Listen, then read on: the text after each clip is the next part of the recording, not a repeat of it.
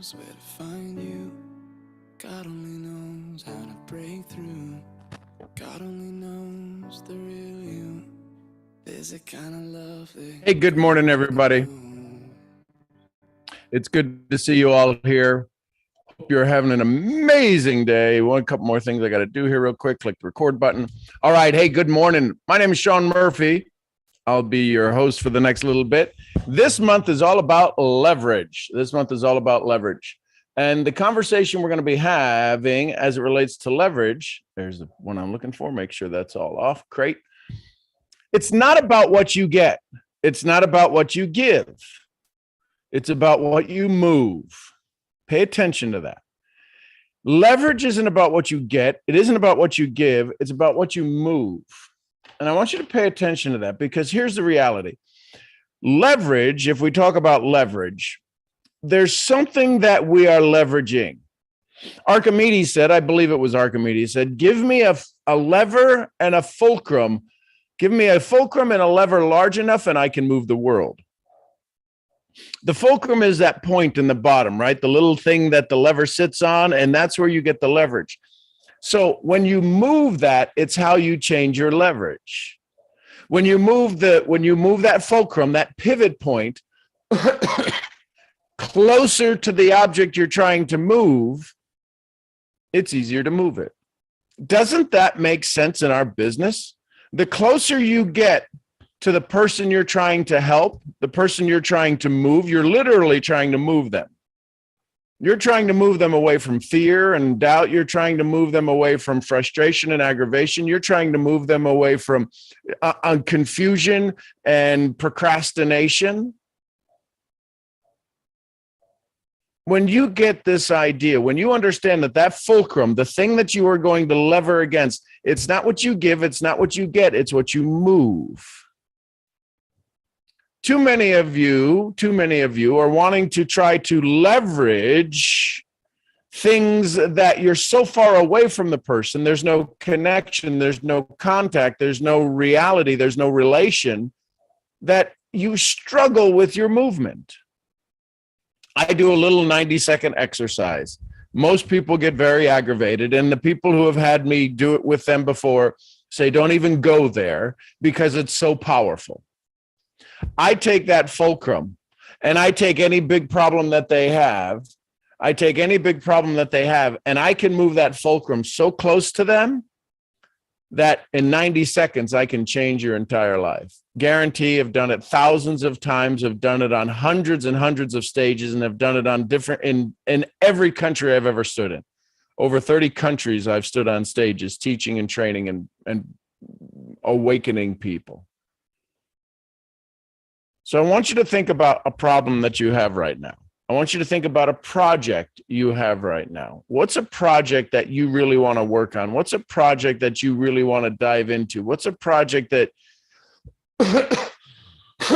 needs some access from you, needs some attention from you, needs some action from you?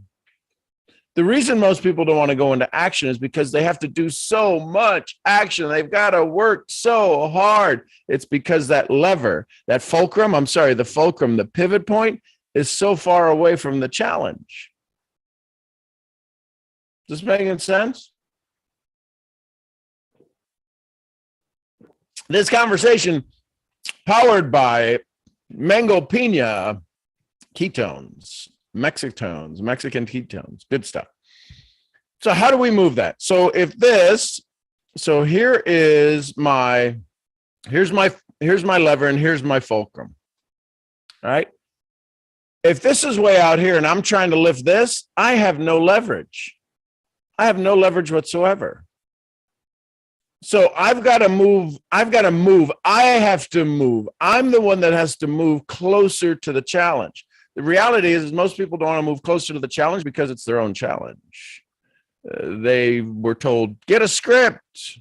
They were told, go for no. They were told, fill in the blank. Who's on here?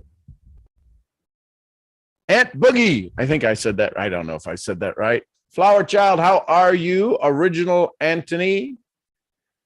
Good to see everybody. Can't quite see that far. So what's going to move? How do you move your leverage? We know this all too well if you're a parent. We move our leverage. Child's not acting right. They're frustrated. We're losing our leverage. We're not being able to do stuff. And we're trying to do it out here. Do. And then we get emotional. I'll get you some candy if you'd stop. And all of a sudden you got right close to the problem. And the slightest little tip, you can easily move the child. I'm not saying it's a good thing to do. I can tell you I probably use that way more than I should have as a parent. I probably used it way more than I should have. False promises. They did get a piece of candy. They did. My dad was one of the more fascinating individuals who used leverage that way. He would. People say it was mean. I don't know that it was mean. I guess maybe it was. And what I mean by that is he would say, "Who wants an ice cream?" Knowing full well the ice cream store was closed. It's funny. I didn't leave a scar because we all believed it. I believed him when he drove up and he went, "Oh, it's closed." Oh, and we were all sad together. So it kind of created a unity. But other people, when I tell them the story, they go, "That's just mean." I don't think it was mean. It was my dad. Anyways, think about a project you're working on. What is it going to require? Hey, thanks for the follow. What's it going to require for you to move closer, to move this leverage point, to move this point that you're going to pivot on, to move it closer to the project? I've got some new things coming out in 2023. Dangerous Consciousness. The focus in the conversation is going to be about becoming dangerously conscious. Working on how do you become more present in the moment? Because when you become more present in the moment, something instantly changes. Something instantly changes when you become more present in the moment. You're no longer frustrated. When you're present, you are progressing. When you're present, you are progressing forward. You are moving in a direction that serves you and serves your project. No, Sean, I don't have a project. I know it's the nice word I use when I talk about problems. A lot of people talk about problems. I don't have problems. I have projects, things I'm working on. Problems are things that are not being worked on. I have projects. So think about, then some of you just said, I just heard in my head, some of you went, well, the heck, oh my God, I got a ton of projects. And I get it. You probably do. Maybe you do.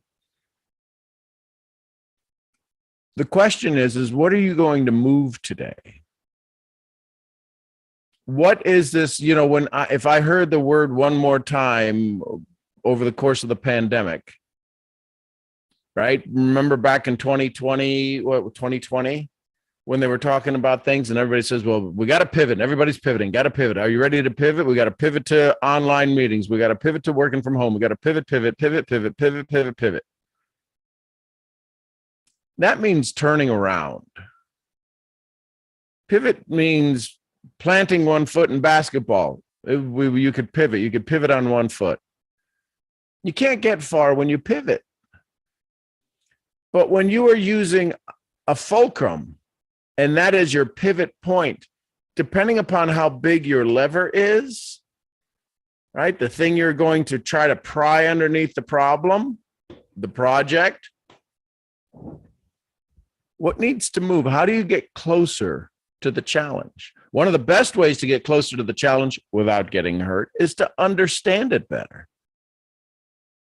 And the thing that we want to do most in our profession, a lot of us are in MLM, mentors leading mentors, making lasting money, MLM, me loving more. See, that's how I look at MLM, me loving more. And when we move that fulcrum, when we move the thing we're going to position off of, see, you're positioning off of the comp plan. To me, for me, did my voice just crack? For me, here, the red cap is the person that I'm wanting to enroll. If I'm using the comp plan and I'm trying to pivot somebody on the comp plan, they don't understand it. I don't understand it. And the only reason you're talking about it is because you understand it enough to say that there's 78 ways to make money and you haven't even accessed the first level of the comp plan, let alone the second or third or fourth of the $1 million part of the comp plan or the $500,000 bonus or the $800 car bonus. But you get them all excited and you have very little leverage over them. You have awareness, but there's no emotion. You want to move when you get a little bit closer. Okay, so you start talking about their family and the fulcrum point, the point that you are going to pivot with them on, the point that you're going to provide them service on, the way you're going to make it easier for them to join your business. You've moved it a little bit closer and a little bit closer. It's not until the moment in which you have an emotional buy. See, when people buy a comp plan, they buy a $10,000 a month business model. They're buying it based upon thought. They're buying it based upon a material possession. Most people, listen carefully. This is going to hurt some of you. What's today? Thursday? This is going to hurt for some of you. Most people don't have an emotional attachment to their life. They just don't. Good morning. Good morning. I am royalty. Good morning. Big hugs to you. Thank you for the purple hearts. Most people do not have an emotional attachment to their success. They have a material attachment. And when you have a material attachment, listen carefully. This is going to get a little bit deep just for a moment. Hang on for a second. You become consciously aware of income. When people talk to you about comp plan, when you talk to people about comp plans, people become consciously aware of income, and they turn income into material possessions. I can pay my light bill. I can pay my car payment. I can get caught up on my student loans. They picture material things. So what happens is that when your consciousness goes into the material progression of success, let me say that again. When you become conscious of the material progression of your success, you are limiting your own creativity. You are limiting your own capacity because you are minimizing what the universe has to offer you with all of the material possessions you believe you need to acquire to convince you that you're moving forward. Well, I'm not a success until I get my new car. I'm not a success till I get my new watch. I'm not a success until I get my new fill in the blank. Till I have the latest iPhone, till I have the fill in the blank. When you move your consciousness from your material progression, which is always slow, your material possession is always slow because you haven't accessed and turned on the emotional progression. Let me ask you this. If you were to, have I said anything this morning that has made you become more aware of your progression, more aware of your project, more aware of your problem, that you might look at it in a different way? Dr. Wayne Dyer said it best: change the way you look at things, and the things you look at change. What are you consciously aware of? Now, let me ask you this. We're talking about building our success. We will use it through a business model that allows us to serve and support people, allows people to get what they want, allows people to have access to things they've never had before. But our goal is to take care of us and our families and our highest priorities. Follow me? you taking care of you and your highest priorities, is it material in nature or is it emotional in nature? Well, I want material things, Sean. I want to get a house for my family. I want to get a house for us. I want to get a car for us. I want to get things paid off. I want to do the, yes, there's material things, but what does the material thing bring you? I don't care if you got $1 million right now, you'd be happy for about a week, because then you'd start buying things.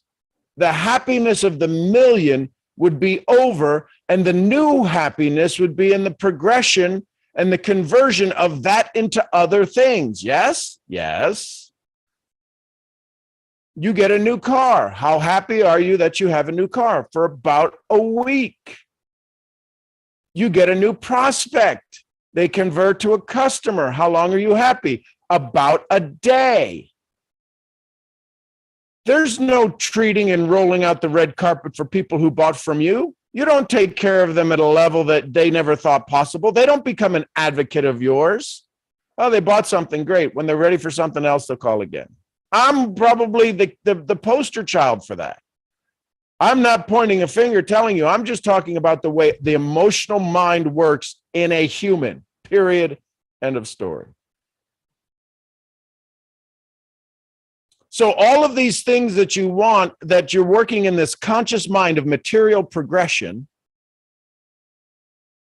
causes a slowdown by the universe that doesn't work in material progression. It works in the transmutation of amazing ideas into things better than you ever thought possible. Let that sink in for just a moment. How many of you, when you let the universe to its own progression, wind up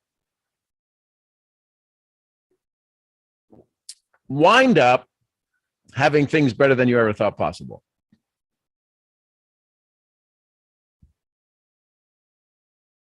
It happens. It happens. So now the question becomes this: how are you going to move your pivot point when you speak to people? You want to know the fastest way to move this pivot point? Because the closer you get to the project, the more uncomfortable the project gets. The closer you get to the person, the more they're afraid that you're going to find out about them. The closer you get to the individual that's going to be a business partner, the more difficult they resist, the more resistance they put up, because the last time they got close to somebody, they burn them, and they think you're going to do the same because that's the only idea they have. That's the only concept they have. That's the only belief they have. Anybody who gets close to me is going to burn me, get something from me, take something from me. Nobody could be that nice. Nobody wants to give that much.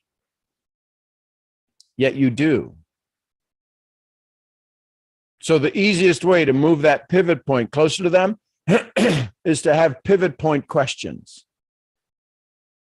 And here's the pivot point questions. Three of them, real simple questions. First question: do I have your permission to help? That moves you from way the hell out here into about here. How many of you asked for help yesterday?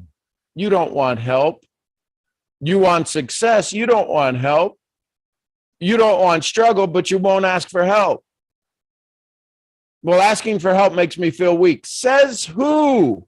That is not written in stone anywhere. Get that out of that beautiful brain of yours. Or as a friend of mine says, get it out of that beautiful Brian of yours. Do I have your permission to help? Takes you from way out here into here. The next question, the next pivot question that'll move this place where you can have a conversation, where you can finally get down to business. You can finally have a conversation that's real, and you don't go walking away saying, well, they're full of crap. And your prospect walks away going, they don't know what the hell they're doing. They're just trying to get something from me. The next question, the pivot question: do I have your permission to make you feel a little uncomfortable? See, not think uncomfortable. You're already thinking uncomfortable. You're in your comfort zone that you want to get out of. You're already thinking uncomfortably. I don't have money for my payment. I don't have money for my rent. I don't have money for my car. I don't have money for this. I don't have money for that. I don't have money for that. You're already thinking uncomfortable. The key word is, can I make you feel uncomfortable? Do I have your permission to make you feel uncomfortable? Because if you're going to do anything to serve them, to bring them forward, to move that leverage, to get to acquire more leverage for them, they're going to be uncomfortable, because what you're going to do is give them something they've never had. Then you have to make a promise. Do I have your permission to take you out of that uncomfortable feeling? Because I don't want to break the rubber band. I want to stretch the rubber band of their beliefs, their thoughts, their concepts, their ideals. What is a definition of a goal? The worthy pursuit of an ideal. I want to stretch that idea, the thought of a worthy idea, the worthy pursuit of an ideal. And that's what leverage is all about. It's about moving. It's about what you move, not what you do against them. Listen, I understand neuroencoding. I understand NLP. Understand mental toughness. I understand addiction to approval. I could have you buying tons of stuff and have you in the fetal position in a corner somewhere because of the way that understanding the brain works. You got to promise to use this stuff for good. When you understand how you can instantly build leverage for somebody, to pry them out of their stuckness, to pry them out of their lack, to pry them out of their weakness. Some people, that's their identity. And when you give them power, their life changes forever, and they're scared to death when you give somebody power. You know how strong you have to be out here and to try to lift up this red cap. You know how hard it is to try to have to push down on this.